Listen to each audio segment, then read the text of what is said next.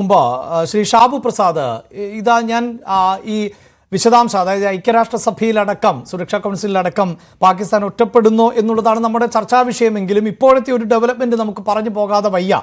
അതുകൊണ്ടാണ് അത് തന്നെ രാജ്യം ഒന്നടങ്കം ജാഗരൂകരാകേണ്ടതിൻ്റെ ഒരു നിർദ്ദേശം വരുന്നു. അത് അറിയാമല്ലോ, ഈ ഒരു ഭീകരാക്രമണം കഴിഞ്ഞ് എത്രയോ ദിവസങ്ങളാകുന്നു. ഇതിനോടകം തന്നെ ഇന്ത്യ തിരിച്ചടിക്കുമെന്ന് പൊതുവെ നിരീക്ഷിക്കപ്പെട്ടിരുന്നു. അതെന്തുകൊണ്ട് തിരിച്ചടിക്കുന്നില്ല എന്ന് പല രാഷ്ട്രീയ നേതാക്കളും അടക്കം ചോദിക്കുന്ന സാഹചര്യം ഉണ്ടാകുന്നു. അതൊക്കെ നമ്മൾ മാധ്യമങ്ങളിലൂടെ കണ്ടതുമാണ്. അതിനിടയിലാണ് ഇപ്പോൾ ജനങ്ങൾക്കൊരു ജാഗ്രത നൽകുക, അതെല്ലാ സംസ്ഥാനങ്ങൾക്കും നൽകുക, പ്രധാനപ്പെട്ട നഗരപ്രദേശങ്ങൾ ഉൾപ്പെടെ നൽകുക എന്നുള്ളതാണ്. കേരളത്തിൽ ഇപ്പോൾ 14 ജില്ലയിലും, കേരളം പോലെ ഒരു സംസ്ഥാനത്ത് യുദ്ധമുണ്ടായാലൊക്കെ ഭയക്കേണ്ടതുണ്ടോ? കേരളത്തിൽ എന്തിനാണ് ഇങ്ങനെ എന്നൊക്കെ സംശയിക്കുന്ന ആളുകൾ ഒരുപക്ഷെ മലയാളികളിൽ വലിയൊരു ശതമാനം പോലും ഉണ്ടാകും. എന്താണ് ആ ഒരുക്കങ്ങളിൽ നിന്ന് പ്രതീക്ഷിക്കേണ്ടത്?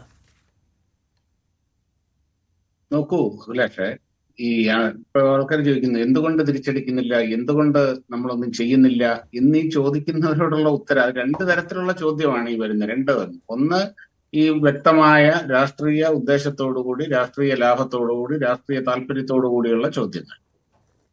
അതായത് ഈ പ്രതിപക്ഷവും കോൺഗ്രസും ഒക്കെ ഇങ്ങനെ കിട്ടുന്ന അവസരത്തിൽ ഉപയോഗിക്കുന്നത്.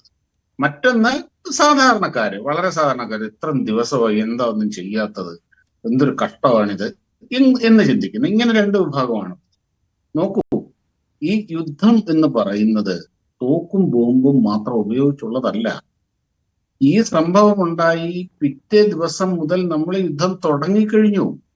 ആ യുദ്ധത്തില് എന്താണ് ഇപ്പൊ പറഞ്ഞു, ഇപ്പം ഈ നയതന്ത്ര രംഗം എന്ന് പറയുന്നത് ഇന്നത്തെ ഒരു ഗ്ലോബൽ സിറ്റുവേഷനിൽ നയതന്ത്രം എന്ന് പറയുന്നത് വളരെ വലിയൊരു ആയുധമാണ്. ആ യുദ്ധത്തിൽ നമ്മൾ ജയിച്ചു കഴിഞ്ഞു. അതുപോലെ തന്നെ ഈ സിന്ധു നദീജല കരാറിന്റെ കാര്യം, എത്രയോ ശരിക്കും 3 മഹായുദ്ധങ്ങൾ നടന്നപ്പോൾ പോലും കൈവെക്കാതിരുന്ന ആ മേഖലയിലേക്കാണ് നമ്മൾ ഒരൊറ്റ ഡിസിഷനിലൂടെ ആ ഒരു വലിയ ഇത് സംഭവം നടപ്പാക്കിയത്. അതിൻ്റെ അകത്തൂടെ ശരിക്ക് പാകിസ്ഥാൻ വിറളി പിടിച്ചിരിക്കുകയാണ്. പിന്നെയുള്ള മനഃശാസ്ത്ര യുദ്ധം എന്ന് പറയുന്ന ഒരു സംഭവമുണ്ട്. ഇതൊക്കെ നടന്നുകൊണ്ട് ഇതെല്ലാം യുദ്ധമാണ്. അല്ലാതെ കൊണ്ടുപോയി ഒരു നഗരം മുഴുവനും അല്ലെങ്കിൽ ഒരു പ്രദേശം മുഴുവനും കുറെ യുദ്ധവിമാനങ്ങൾ അങ്ങോട്ട് ചെന്ന് ബോംബും തോക്കും ബോംബിട്ട് തകർക്കണം, ഇത് മാത്രമല്ല യുദ്ധം എന്ന് പറയുന്നത്.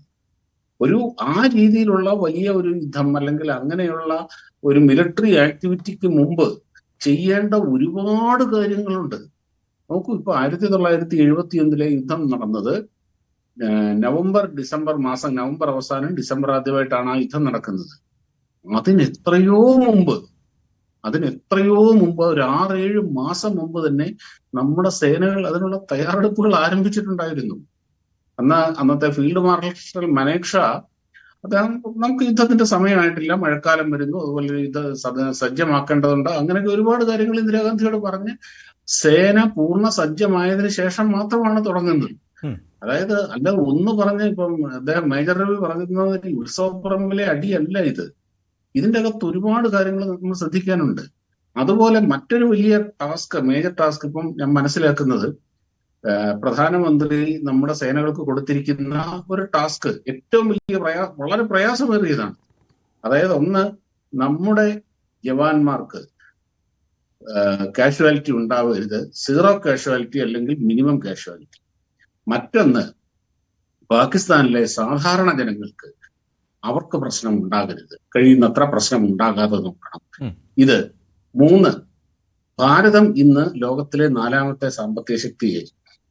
കഴിഞ്ഞ 10-11 വർഷത്തെ കഠിനാധ്വാനം കൊണ്ട് നേടിയതാണ്. നമ്മുടെ സാമ്പത്തിക വളർച്ചയ്ക്ക് സാമ്പത്തികമായിട്ട് ഒരു യുദ്ധത്തിൻ്റെതായ ബുദ്ധിമുട്ടുകൾ ആ രാജ്യത്തിന് മുന്നോട്ട് പോകുന്ന രീതിയിൽ, നമ്മുടെ ഭാവിയെ ബാധിക്കുന്ന രീതിയിൽ ഉണ്ടാകരുത്. അതായത് നമ്മൾ ഏറ്റവും ലളിതമായിട്ട് പറഞ്ഞു കഴിഞ്ഞാൽ നമുക്ക് ചിരി വരും, എങ്കിലും പറയാം. അതായത് കക്ഷത്തിലിരിക്കുന്നത് പോകാതെ ഉത്തരത്തിലിരിക്കുന്നത് എടുക്കാനുള്ള ടാസ്കാണ് നമ്മുടെ സേനകളുടെ മുമ്പിലുള്ളത്. കൈ നനയാതെ മീൻ പിടിക്കാനുള്ള ടാസ്ക് തന്നെയാണ്. അത്ര എളുപ്പമുള്ള കാര്യമല്ല അത്. ലോകത്തൊരു രാജ്യം പരീക്ഷിച്ചിട്ടില്ലാത്ത, ചെയ്തിട്ടില്ലാത്ത അതികഠിനമായ ടാസ്കാണ് നമ്മുടെ സേനകളുടെ മുമ്പിലുള്ളത്. അതുകൊണ്ട് തന്നെ അവർക്കും ഇതുവരെ കാണാത്ത, നമുക്ക് ചിന്തിക്കുക പോലും ചെയ്യാത്ത, നമ്മുടെ സാധാരണ ഒരു തരത്തിലുള്ള യുദ്ധതന്ത്രത്തിലും ഇന്ന് വരെ ചെയ്തിട്ടില്ലാത്ത രീതിയിലുള്ള തയ്യാറെടുപ്പുകളും കാര്യങ്ങളും അവർക്ക് ചെയ്യേണ്ടതുണ്ട്. അത് ഇതെല്ലാം കൂടെ പരിഗണിച്ചുകൊണ്ട് വേണം. അല്ലാതെ എവിടെ നരേന്ദ്രമോദി എന്തിനു കൊള്ളാം, എന്താണ് അടിക്കാത്തത്, കേറി അടിക്ക്, തകർക്ക്, ഒടിക്ക്, തിരിക്ക്, ഓടിക്ക്, ഇങ്ങനൊക്കെ നമുക്ക് പറയാൻ വളരെ എളുപ്പമാണ് ഒരു ചാനലിലിരുന്ന്. അതുപോലെ എന്തൊക്കെയാണ് ചെയ്തുകൊണ്ടിരിക്കുന്നതെന്ന് സേനയ്ക്ക് അവർക്ക് വെളിപ്പെടുത്താനൊന്നും കഴിയില്ല. രഹസ്യമായിട്ടുള്ള കാര്യങ്ങൾ രഹസ്യമായിട്ട് തന്നെ ഇരുന്നേ പറ്റുള്ളൂ. അതാണ് ഞാൻ താങ്കളിലേക്ക് വരാം. ശ്രീ OK ഫറൂഖ്,